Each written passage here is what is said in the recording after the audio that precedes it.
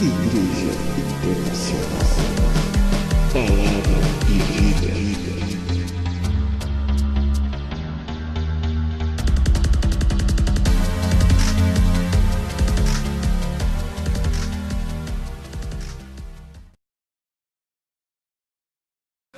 Uma vida só, Senhor. Mas existe uma nação no Brasil que chora, que clama por justiça. Aí o Espírito Santo ele falou comigo: uma vida vale mais que o mundo. Você quer tocar o mundo? Aprenda a tocar primeiro as pessoas que estão ao seu lado. Nós nunca vamos deixar, querido. O Espírito Santo de Deus ele nunca vai deixar uma obra pela metade. Primeiro ele vai fazer ao seu redor. Por isso que é necessário nós voltarmos em alguns lugares. Por isso que é necessário que nós entrarmos no profundo com o Espírito Santo de Deus. Então não esteja aqui para pedir, Ele sabe da tua necessidade. Mas entenda que o caminho é esse, o caminho da adoração. É o caminho que te aproxima mais de Deus.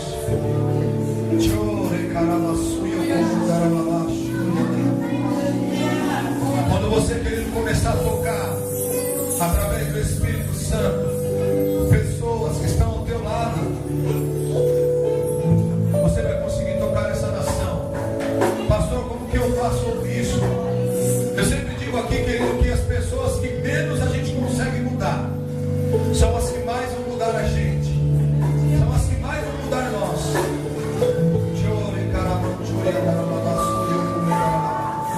Então você pode passar por essa situação, querido. Você pode passar de vencer quando você não procurar mudar ela, mas quando você procurar ser mais uma influência na vida dela. Sabe que o Espírito Santo de Deus ele manda te dizer nessa noite, nesse início de culto: não entregue o jogo. Não entregue o jogo, querido. Não entrega o jogo. Pois o Espírito Santo falou muito tremendamente comigo. Ele disse: filho, você precisa entender que você não é coveiro.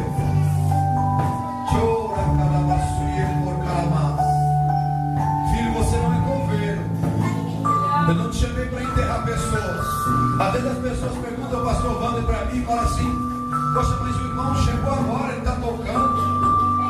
A irmã chegou agora e ela está trabalhando, ela está fazendo na igreja. Qual é o critério que você usa? Querido, o critério que eu uso é o critério de um parteiro. Eu acredito em você, querido. Eu acredito no seu ministério. Esse é o critério que eu uso, o critério de um parteiro, não de um coveiro. Esse ministério não está aí para enterrar, querido, o seu dom. Esse ministério não está aqui, querido, para enterrar os teus sonhos, enterrar os teus projetos, te julgar. Mas nós estamos aqui para te ativar, querido. Nós estamos aqui para falar que você é especial, que nós seremos, meu Deus, por isso que eu acredito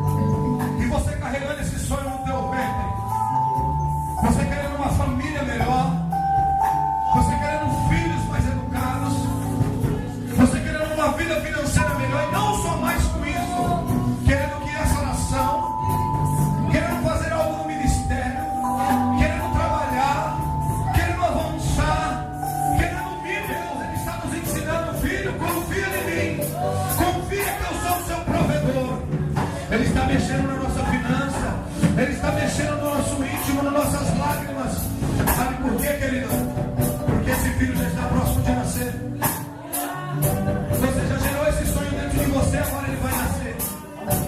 Por isso, querido, que eu não quero ser coveiro. Eu não sou coveiro, querido. Por isso que eu acredito no seu ministério. Começa a sonhar junto comigo. Essa igreja mudando a história de São Paulo. Começa a sonhar junto comigo. Sonha junto comigo. Começa a sonhar essa igreja, esse ministério mudando essa nação. Começa a sonhar junto comigo. Parece impossível para você. Às vezes para mim também é impossível, querido. Eu fico vendo nós aqui no São José, pequenininhos, e eu fico imaginando, Deus, como isso vai acontecer? Como isso vai acontecer? Sabe o que ele me diz, filho? Por mais que sejam quebrados os 38 ossos na hora do parto, filho, quem gerou essa vida fui eu. E ele vai nascer, ele vai nascer, ele vai nascer, ele vai nascer, ele vai nascer, ele vai nascer, querido. Chega, chora, meu Deus.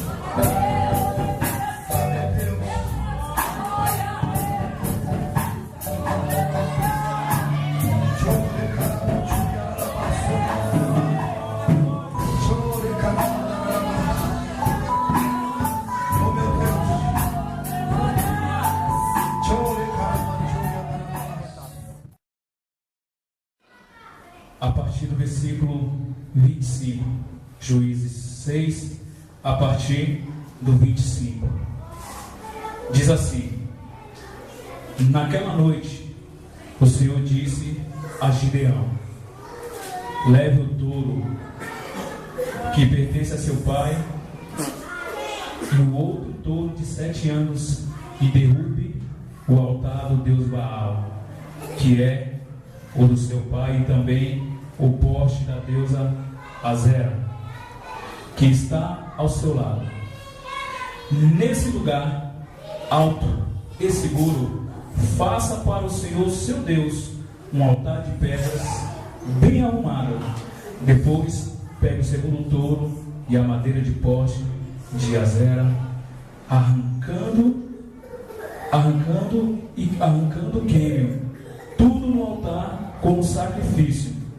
Gideão levou 10 dos seus empregados e fez o que o Senhor havia dito.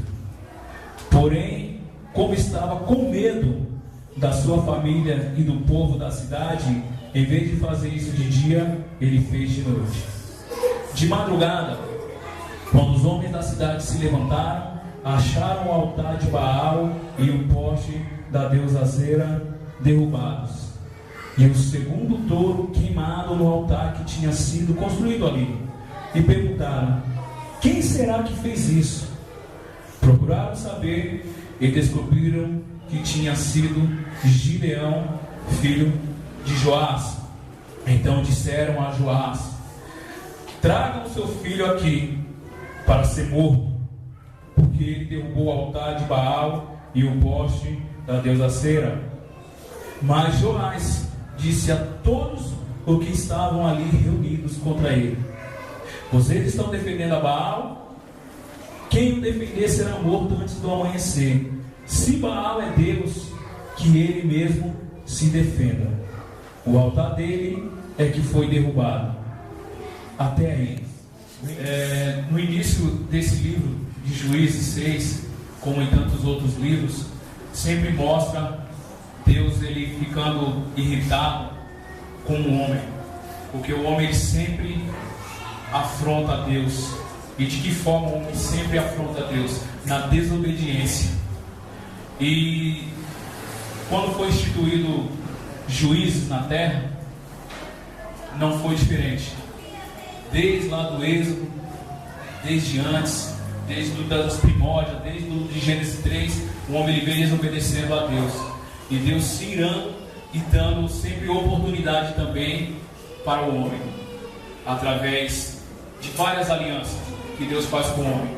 A cada dia que você acorda, eu gostaria de iniciar esse culto dessa forma. A cada dia que você acorda, que você abre os seus olhos e percebe que você está com o fôlego da vida, é mais um dia que Deus está renovando a aliança contigo.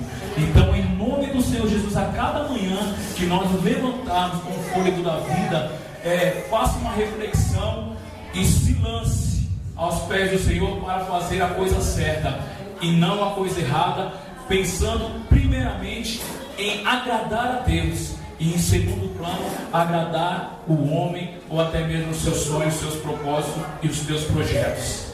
Para agradar a Deus, fazer a vontade de Deus, muitas das vezes nós teremos que largar projetos nossos e sonhos que não condiz com a vontade e com a palavra de Deus.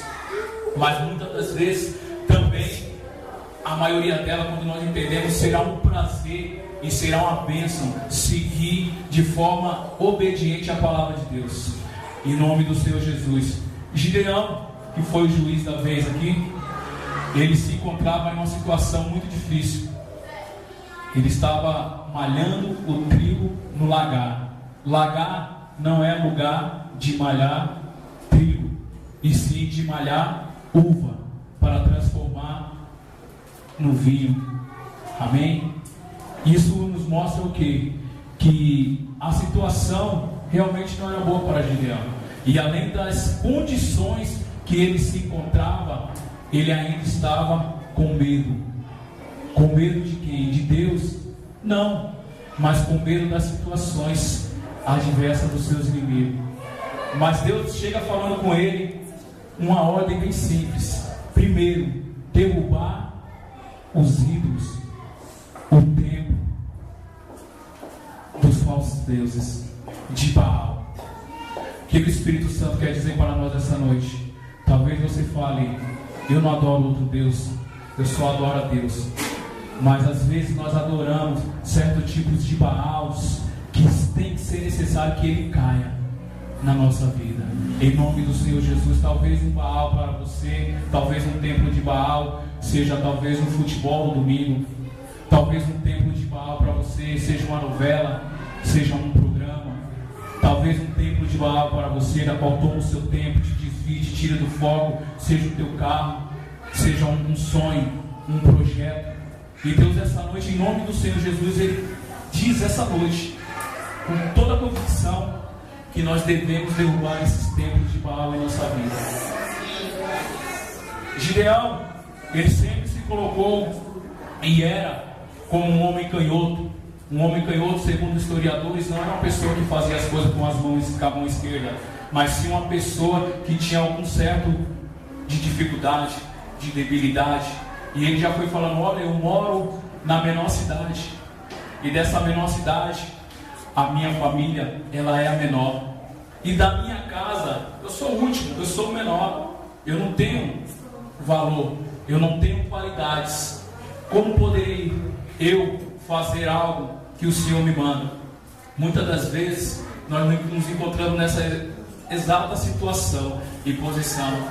Às vezes a palavra do Senhor vem de forma profética, como veio essa noite, que Deus ele vai fazer. Ele entende o que você está passando, Ele tem o melhor para você. Mas entre a promessa, a profecia e o tempo para que se cumpra, existe um fator chamado tempo.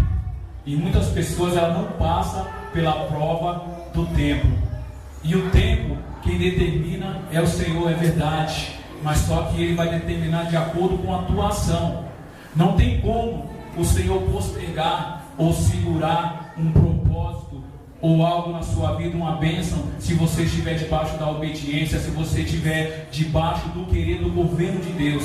E muitas das vezes, para nós estar debaixo do governo de Deus, nós temos que nos despedir de nós mesmos. Nós temos que abrir mão de muitas coisas. Gideão, ele teve que abrir mão do medo dele.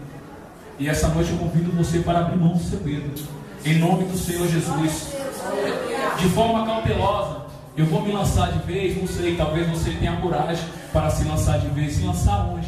Aos pés do Senhor. Se até hoje você está na igreja, né, seguindo a Cristo, há 2 meses, há 1 ano, há 10 anos, há 30, né, ou mais anos, e as coisas ainda não aconteceram na sua vida, é porque você ainda está com medo. Você ainda não se lançou aos pés do Senhor. Hoje nós estamos, talvez, como Gideão, antes do anjo do Senhor aparecer para ele, com medo, acuado, com poucos recursos. Mas Deus ele quer tirar esse medo, Ele quer tirar esse pouco recurso e quer colocar na minha e na sua mão o recurso verdadeiro que Ele tem para você. E se Ele está falando que Ele tem o melhor para você você essa noite, creia e se lance, assim como Gideão ele fez, se lance. Não fique apenas no campo de segurança. O que é o campo de segurança? É talvez você confiar no seu salário que cai no final do mês. Talvez o campo de segurança é você confiar na tua casa, é você confiar num amigo querido, é você confiar talvez até no seu pastor, porque ele vai orar por você, ele vai pagar o preço por você. Isso é campo de confiança. Mas Deus essa noite ele quer tirar você da zona de conforto para colocar você na zona de promessa.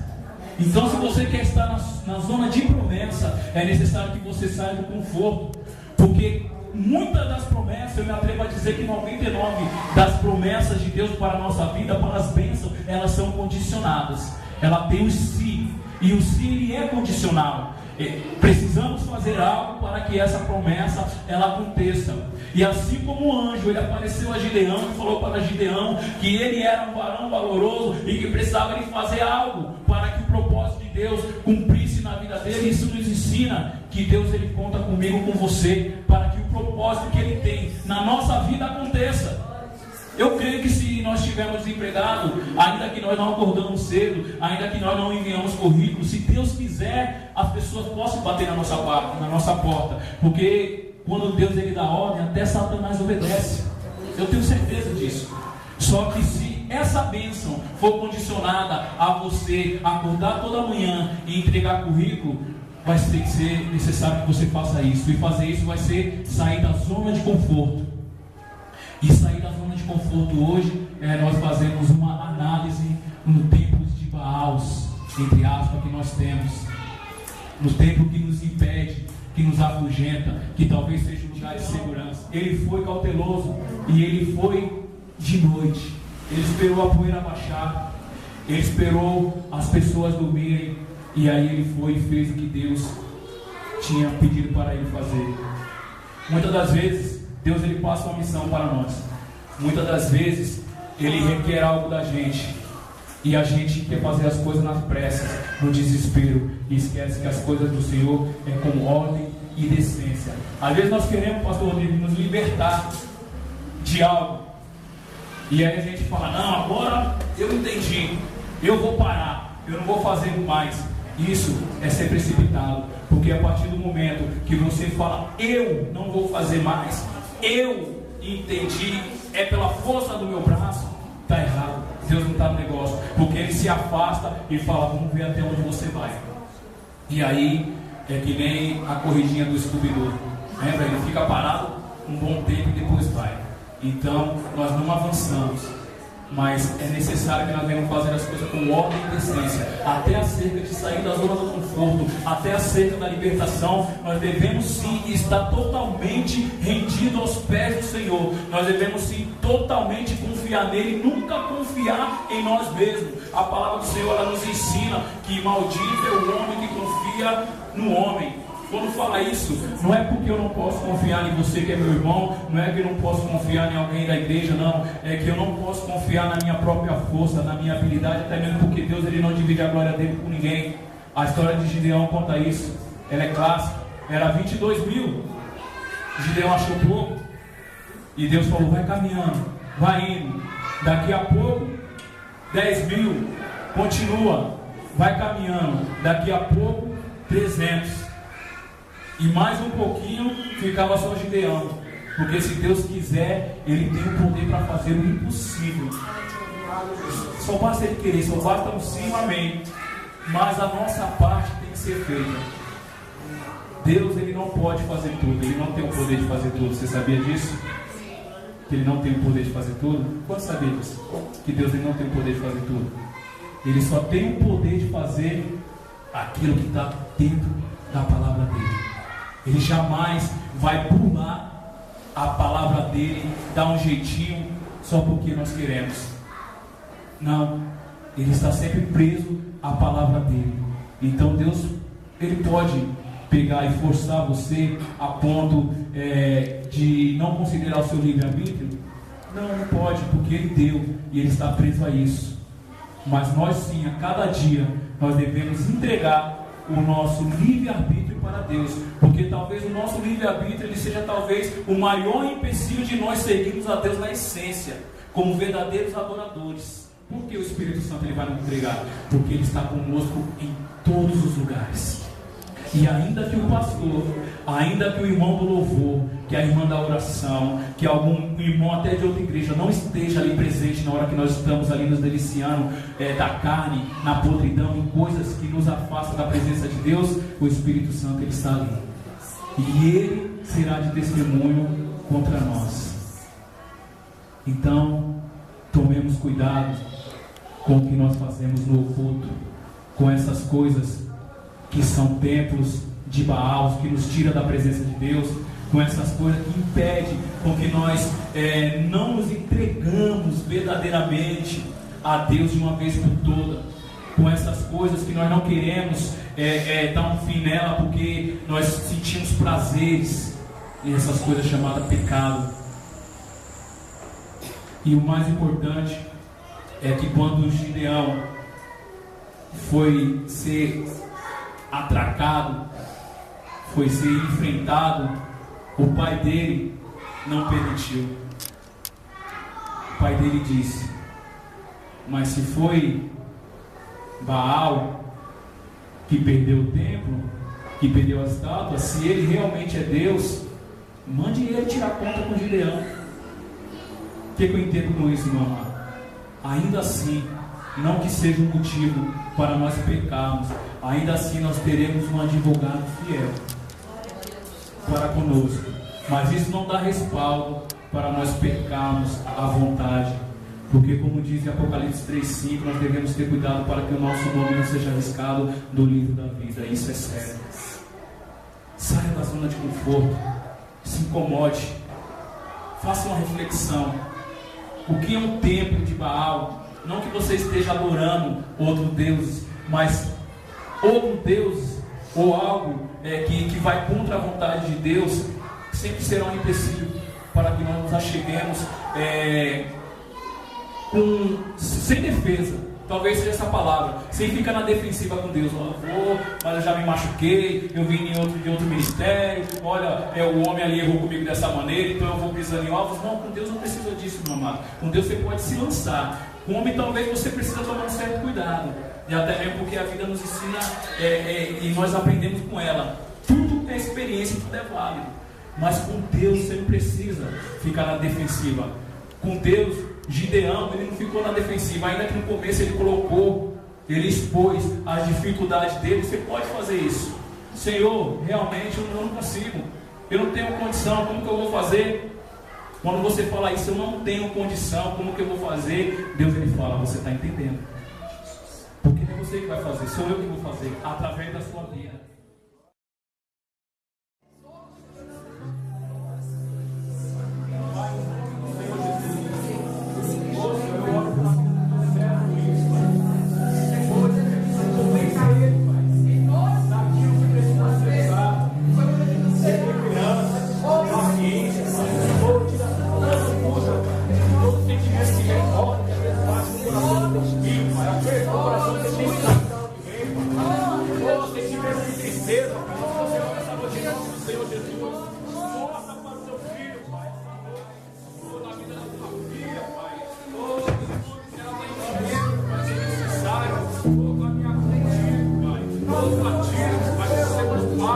Eu peço que o Senhor venha trazer entendimento para a sua filha, Pai. O Senhor começa a